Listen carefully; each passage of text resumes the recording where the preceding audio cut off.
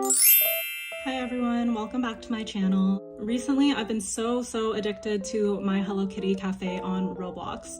I actually managed to max out both my money and my levels basically within a week. So I thought I'd do a video about my best tips and advice to level up quickly in this game. Okay, so the first thing, I'm here on the sign-in rewards, which is what opens immediately when you launch the game. I did not figure this out for a long time, but you actually have to click this sign-in thing in order to redeem the awards. That's why I'm like only on day 17, even though I've been playing for like close to a month probably. So that's the first thing, is make sure you always got the sign-in rewards.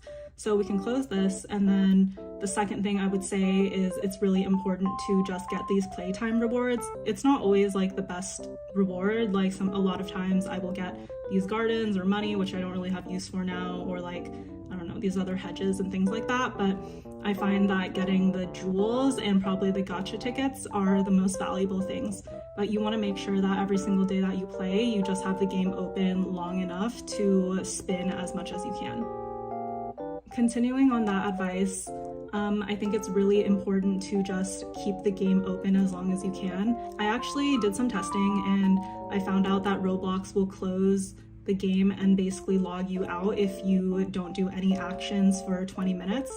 So I think an easy thing to do is what I'm doing right now, which is just standing by the door, and before 20 minutes is up, just like come here and press F to make sure that you're engaging with the game a little bit, and that continues letting you run out this playtime timer, and so you can keep spinning and getting rewards.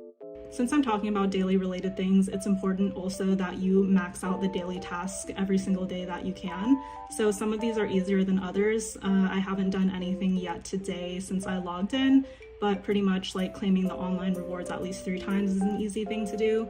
Some of these are actually tied to how long you keep the game open. So if you just stay in your town or cafe, you can see that serving 50 customers just like automatically continues ticking up. Same thing with sell 10 orders of waffles. In general, you should always try to complete all the tasks you can. Some of them are really easy, like visiting a player's town one time. The way you do that is to press this like friends thing, and then if none of your friends are online, you can just click the nearby players tab and just go to like a random person's cafe. Okay, so I am at someone else's town, and you can see that I just press this and get 25 gems very easily. Okay, I think another thing you can do is just make sure that every single day that you can come to the city. I usually do this while I'm waiting for my playtime rewards, but basically one of the tasks is to open, I think it's 5 chests. Oh, I don't even have it today, but sometimes there's a task where it's like open 5 chests in your city or in the town. So I always make sure that I come and open the chests. There's actually a limit, like at some point, it usually takes me like 15 or 20 minutes of just like skateboarding around the town and opening as many chests as I can. It gives you a notification that you've opened the maximum amount of treasure chests within the day. As much as you can, if you want to level up quickly, just open up to the maximum amount of chests, and that resets on the same timer as the playtime chests and the tasks and everything else. I can usually get probably between 300 and 500 gems if I'm diligently opening every single chest, and I can usually get 1 gacha ticket as well, so it's actually a really useful thing to do. As for town versus city, I feel like in the city, it's generally easier to find a lot of chests in the same area, so it can be faster to reach the maximum number of chests, but at the same time, if you are struggling on some of these other daily tasks, like selling 10 orders of waffles, for example, it's actually easier to try to open chests while you're in your own town, because these will continue going up as well, but I noticed that these don't get fulfilled when you're skateboarding around in the city. If you ended up joining the developers group on Roblox, which is called the Rock Panda group, you can redeem some extra daily rewards as well. So the way that you do that is to come into the city and then come to this like group reception area and just talk to this person. Sometimes the gifts are better than others, but yeah. And then also, if you come to the customer service person, you can reopen this sign-in rewards store and look at for the cookies what you can trade these in for. I would probably recommend only trading them for the diamonds or specific character cards or tickets, because with money, I feel like you can just always earn more money. So it's kind of not worth it to trade in the cookies for that. Now I'm going to return back to the town, and I want to talk specifically about things that I did to design my cafe. So I think the first thing is that when you gain money, the most important thing to do is continue going to the decor shop and buy as many items as you can that increase the popularity.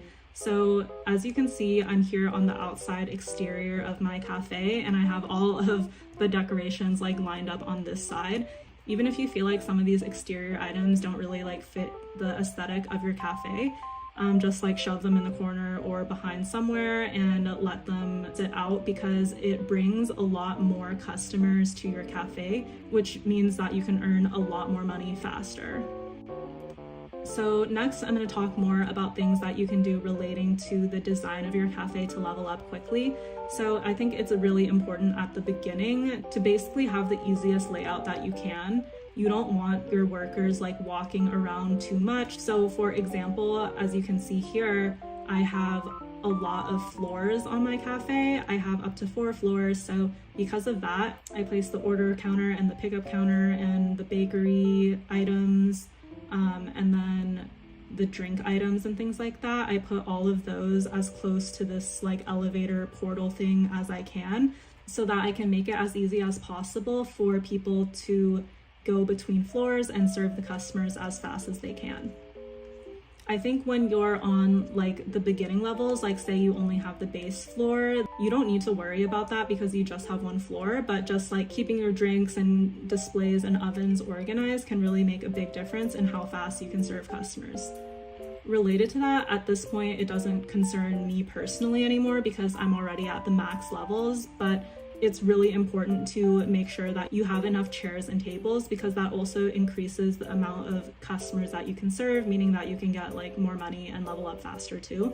So as you can see here on my first floor right now, I just have like a table and 2 chairs. If I was still trying to level up or get more money or something like that, I would probably make sure that every table has like 4 chairs, and kind of the same thing as when I was talking about the layout of the counters, but you want to make sure that it's relatively easy for the workers to come through and serve customers efficiently. Like you don't want to hide things behind walls and stuff.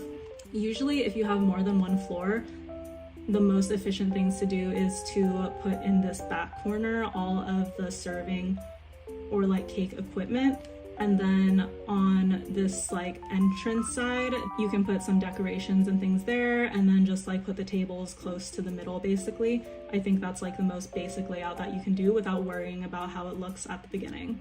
Another tip that I have for just like increasing the efficiency is, like I showed at the beginning of the video, you can just like stand near the door and continue letting people in, and the customers will basically just like seat themselves at any table.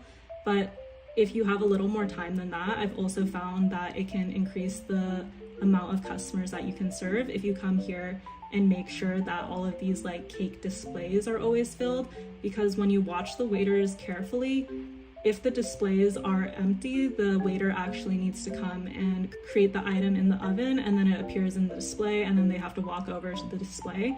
But it's actually a lot faster if you can create the item, and then when the waiter wants to get the item, they can just grab it out of the case. So that's another way that you can serve the customers way faster. Oh, I also wanted to talk more about the jobs for the employees. So it's really important that if you can, use the gacha tickets at the beginning to get as many different workers as you can. If you leave the game open for a long time to rack up the playtime rewards, which like I said, I recommend that you do, at some point the employees are just going to get really tired. So you can see, for example, this health bar will go lower. I think it's like under 100 or something. The employee will just like start moving slower and be tired.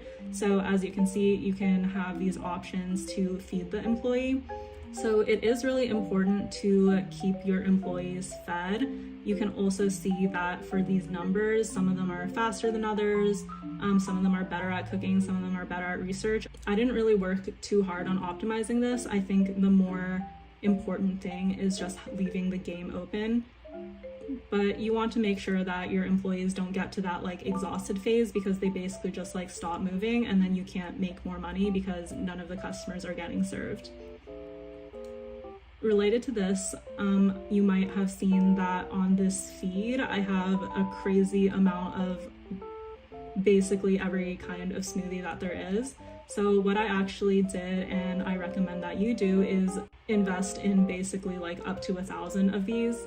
So if you come to this back section and look at the food stalls, you can easily buy as many like smoothies as you want. And then if you look at this thing which says refresh countdown, you can see that these smoothies that they sell change every day.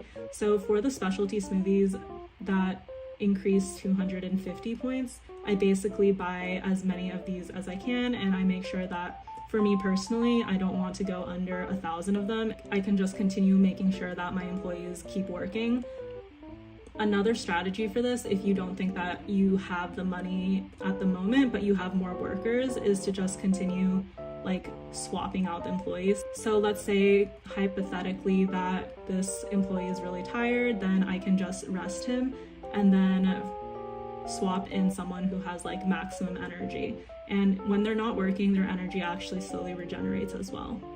So the final thing is that for this game, there are 3 areas that you can staff the employees. So one would be coffee house, and then on outdoors, there's the coffee truck and the outdoor cafe.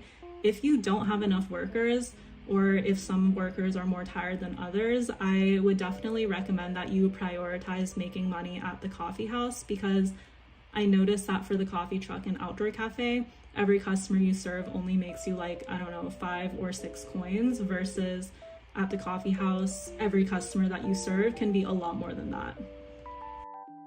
Okay, so I think that's the end for the tips that I have today. I wanted to do a cafe tour as well, but I think I want to actually redecorate first. As you can see, there's like the My Melody birthday event going on, and I have like some of the items, but I definitely want to maybe do like a full floor or maybe half a floor. I think that would be really cute, like half Melody and half Kuromi or something like that. I think I will try to do a full cafe tour after I redecorate, or maybe make a video about all the Melody items that I have. If you guys would be interested in that, please comment and let me know. If you know someone else who plays this game, please share the video with them if you think it's going to be helpful. And yeah, thank you so much for watching. Bye.